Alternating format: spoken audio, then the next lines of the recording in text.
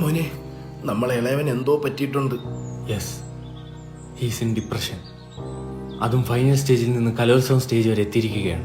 അയ്യോ എന്റെ പൊന്നെ, വെള്ളം അടിക്കല്ലേ, കിട്ടി പോവെന്ന് ഞാൻ പറഞ്ഞതാ അവരോട്. അച്ഛാവ ആത്മഹത്യക്ക് ശ്രമിക്കുമെന്ന്. You mean seaside?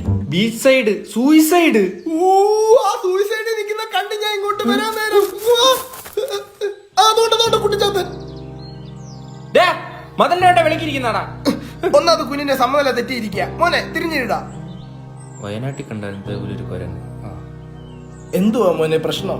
10-ാം തീയതി പത്മയുടെ കല്യാണമാണ് പപ്പ.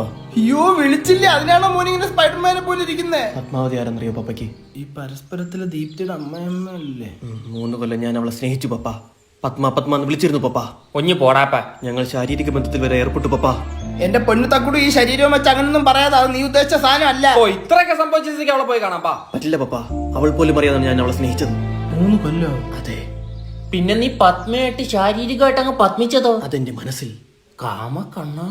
പിന്നെ അവൾ അറിയാതെ കൊടുത്ത ഫ്ലൈങ് കിസുകൾ. അതിലവളങ്ങ് 10 പെറ്റ്.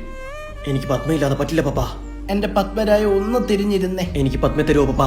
ആ തരാം പപ്പ. യൂട്ടേൺ അടി. പത്മനോട് ജീവിക്കാൻ വേണ്ടി മരിക്കാൻ വരെ തയ്യാറാണ് പപ്പ. മുതു നോക്കിയത്.